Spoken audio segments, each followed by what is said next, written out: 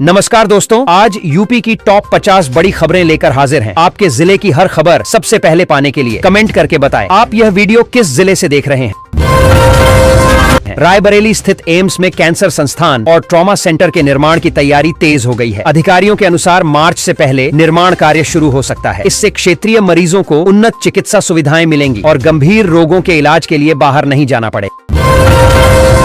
मुख्यमंत्री योगी आदित्यनाथ ने कहा कि पूरी दुनिया ग्लोबल वार्मिंग से जूझ रही है और इससे निपटने के लिए इलेक्ट्रिक व्हीकल ही भविष्य है। उन्होंने स्वच्छ ऊर्जा, पर्यावरण संरक्षण और प्रदूषण कम करने के लिए इलेक्ट्रिक वाहनों को अपनाने और उन्हें बढ़ावा देने पर जोर दिया। मुख्यमंत्री योगी आदित्यनाथ ने स्नातन का महाकुंभ पुस्तक का विमोचन किया। उन्होंने इसे इतिहास और मानवता के संगम की कहानी बताया। सीएम योगी ने कहा कि यह पुस्तक सनातन परंपरा, सांस्कृतिक विरासत और महाकुंभ के वैश्विक महत्व को गहराई से प्रस्तुत करती है। छोटी छोटी बीमारियों को एआई पर सर्च करना लोगों को हाइपोकॉन्ड्रिया का शिकार बना रहा है। विशेषज्ञों के अनुसार इंटरनेट पर लक्षण खोजने से गंभीर बीमारी का भ्रम पैदा होता है, जिससे मानसिक बेचैनी और तनाव बढ़ रहा है। डॉक्टरों ने सलाह दी है कि सही परामर्श के लिए चिकित्सक से ही संपर्क करें। मुख्यमंत्री योगी आदित्यनाथ ने ईवी प्लांट का उद्घाटन करते हुए कहा कि उत्तर प्रदेश अब अपनी क्षमताओं को परिणाम में बदलने वाला प्रदेश बन चुका है। उन्होंने कहा कि इलेक्ट्रिक वाहन उद्योग से रोजगार बढ़ेगा, निवेश आएगा और पर्यावरण संरक्षण को भी मजबूती मिलेगी। सरकार उद्योग हितैषी नीतियों पर लगातार काम कर रही है। अपहरण का शोर मचाने वाली घटना में चौंकाने वाला खुलासा हुआ है। बैंक कर्मी युवती के मामले में पुलिस जांच में सामने आया कि यह अपहरण नहीं बल्कि प्रेम प्रसंग का मामला था। युवती अपनी मर्जी से युवक के साथ गई थी, जिससे पुलिस भी हैरान रह गई। मामले में आगे की कानूनी कार्रवाई जारी है। समलैंगिक प्रेम का मामला आगरा में अपराध में बदल गया। मुंबई का व्यापारी फेसबुक पर दोस्ती के बाद मिलने आगरा आया था, जहां उसके साथ लूट और मारपीट की वारदात हुई। पुलिस ने मामला दर्ज कर जांच शुरू कर दी है। सोशल मीडिया के जरिए बनी दोस्ती पर अब सवाल खड़े हो रहे हैं। असिस्टेंट प्रोफेसर भर्ती परीक्षा के पेपर लीक मामले की आंच अब बड़े अफसरों तक पहुंच गई है। जांच में गोपनीय सहायक के बड़े अधिकारियों से संबंध सामने आए हैं। एजेंसियां पूरे नेटवर्क की पड़ताल कर रही हैं। इस घोटाले ने भर्ती प्रक्रिया की पारदर्शिता पर गंभीर सवाल खड़े कर दिए हैं।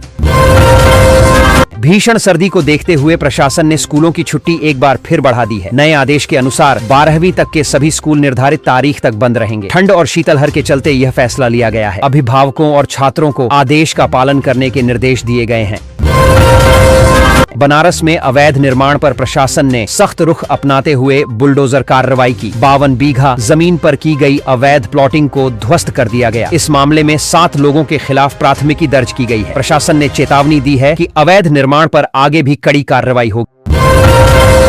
तैयारियां पूरी न होने के कारण रोजगार मेला आगे बढ़ा दिया गया है। कौशल विकास विभाग की ओर से यह मेला लखनऊ में आयोजित होना था। अधिकारियों के अनुसार अब नई तिथि जल्द घोषित की जाएगी। रोजगार मेला युवाओं को नौकरी के अवसर उपलब्ध कराने के उद्देश्य से आयोजित किया जाना था। भीषण ठंड को लेकर 12वीं तक के स्कूलों में छुट्टी फिर बढ़ा दी गई है। डीएम की ओर से नया आदेश जारी किया गया है, जिसमें स्कूल खुलने की नई तारीख तय की गई है। शीतलहर के कारण छात्रों की सुरक्षा को प्राथमिकता देते हुए यह निर्णय लिया गया है। खेतों में नाले का गंदा पानी भरने से फसलें बर्बाद हो रही हैं। किसानों की शिकायत पर एसडीएम किरावली ने मामले को गंभीरता से लेते हुए जांच टीम गठित की है। टीम नुकसान का आकलन कर रिपोर्ट सौंपेगी। किसानों ने जल्द समाधान और मुआवजे की मांग की। असिस्टेंट प्रोफेसर भर्ती परीक्षा में बड़ा खुलासा हुआ है। जांच में सामने आया कि एक अभ्यर्थी से 35-35 लाख रुपए में डील की गई थी। इस मामले में कई अधिकारी भी जांच के दायरे में आ गए हैं। एजेंसियां धन लेन देन और पूरे रैकेट की गहन जांच कर रही हैं। 24 वर्ष पार करने वाले नागरिक शपथ पत्र के आधार पर मतदाता बन सकेंगे। निर्वाचन विभाग ने निर्णय लिया है कि सभी शिक्षण संस्थानों में रजिस्ट्रेशन के लिए विशेष हेल्प डेस्क बनाई जाएंगी। इसका उद्देश्य युवाओं को मतदाता सूची में जोड़ना और मतदान प्रक्रिया को सरल व सुलभ बनाना है।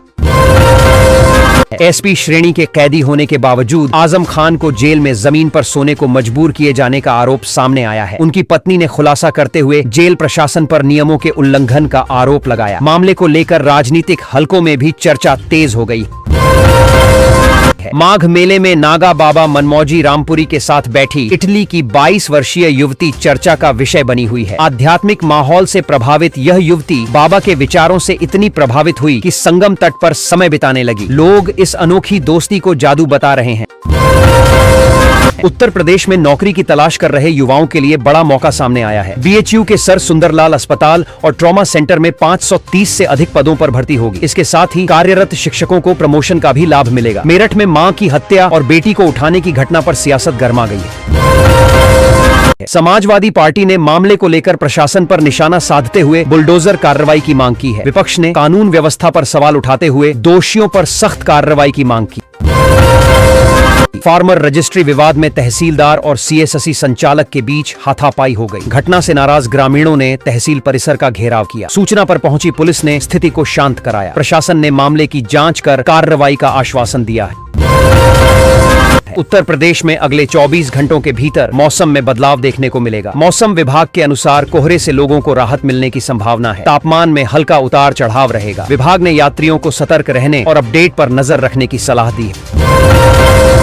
हरिद्वार ऋषिकेश के गंगा घाटों पर गैर हिंदुओं के प्रवेश पर रोक लगाने की मांग उठी है। विश्व हिंदू परिषद ने उत्तराखंड की धामी सरकार से अपील करते हुए कहा कि गंगा की पवित्रता और धार्मिक परंपराओं की रक्षा के लिए यह कदम जरूरी है। मामले पर प्रशासन की प्रतिक्रिया का इंतजार है।